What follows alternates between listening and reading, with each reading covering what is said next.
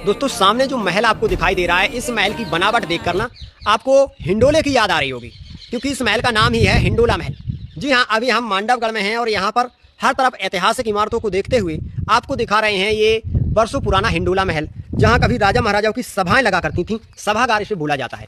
ये ऊपर दीपक वगैरह रखने के लिए उस समय लाइट की व्यवस्था नहीं थी, तो ये छोटी छोटी खिड़कियां बनाई गई थी और बख्तरबंद खिड़कियों में बैठकर राजा की रानियां सभा को देखा करती थी। ऐसी टोटल पत्थर से इसकी बनावट हमें दिखाई पड़ रही है और यहाँ पर रानियों के खड़ा होने के लिए बख्तरबंद छतरियां जो गुंबद हैं वो दिखाई पड़ रहे हैं, जो बेहद आलीशान हैं। उस समय पर्दे इनमें डाल दिए जाते थे और रानियां इन्हीं के अंदर खड़ी हुआ करती थी और यहाँ पर होने वाली कार्रवाई को देखा करती थी। यहाँ पर एक ही नहीं, दूसरी चीज़ भी मैं दिखा दूंगा आपको। तो यहाँ पर एक और चीज़ है, ये रही।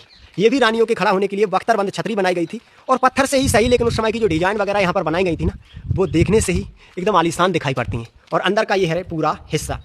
यहाँ पर जितनी भी चीज़ें हम देख रहे हैं एक से एक रहस्यमय हैं। उनके रहस्यों का बखान करना या उन्हें सही तरीके से समझ पाना बड़ा मुश्किल होगा, क्योंकि बहुत बड़े महल हैं और बहुत बड़े एरिए में ये फैले हुए हैं।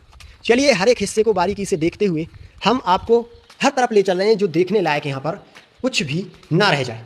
ये देखिए छत वगैरह उस समय के कैसे डले हुए हैं और यहाँ पर मुख्य सभा हुआ करती थी, तो कैसे बैठा करते थे लोग।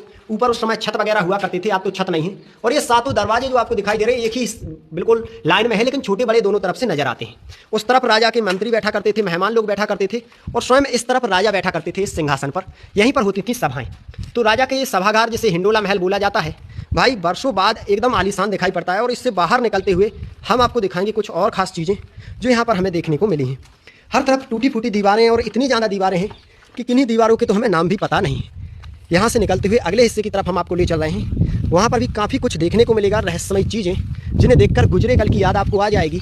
और राजा महाराजाओं के वैभव को देखने के बाद आप भी उसी समय में पहुँच जाओगे जिस समय राजा महाराजाओं की सल्तनत यहाँ पर थी। हर तरफ पहरा हुआ करता था, हर तरफ मसाले जला करती थी।